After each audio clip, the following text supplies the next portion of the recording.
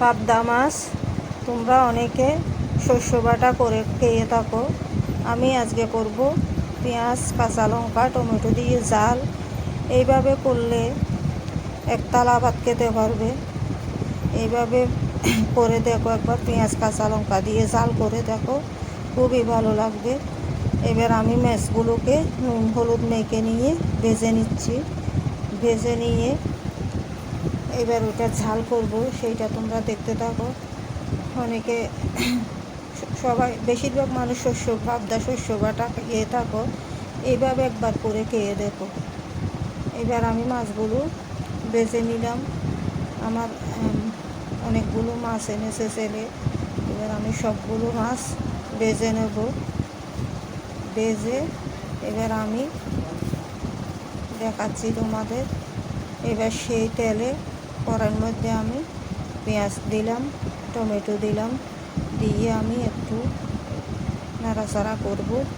এবার তারপরে দেব কয়েকটা আমি কাঁচা লঙ্কা দেব। কাঁচা লঙ্কার ঝালটা খুবই ভালো লাগে। দেখো, এবার আমি একটু নাড়াচাড়া করব।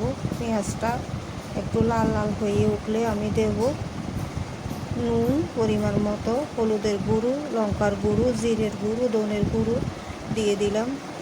দিয়ে এই মাছে আমি গরম মশলা দিই না।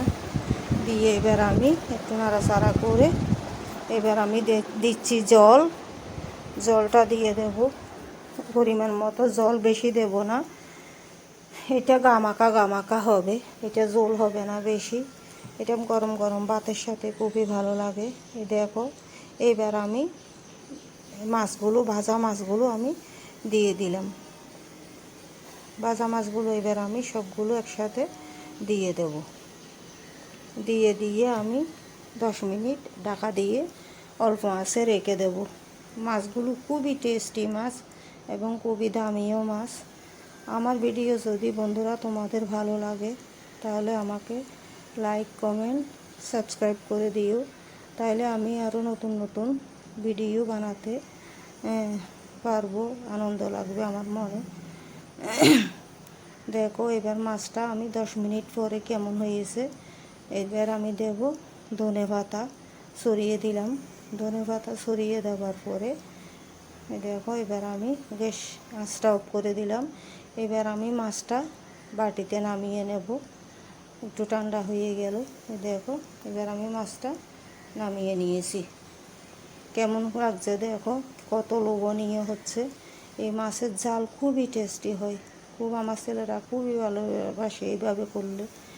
দেখো, তোমরা এইভাবে একবার করে খেয়ে দেখো। হয়তো অনেকে করো, অনেকে নাও করো, একবার অন্তত করে খেয়ে দেখো বন্ধুরা। টাটা।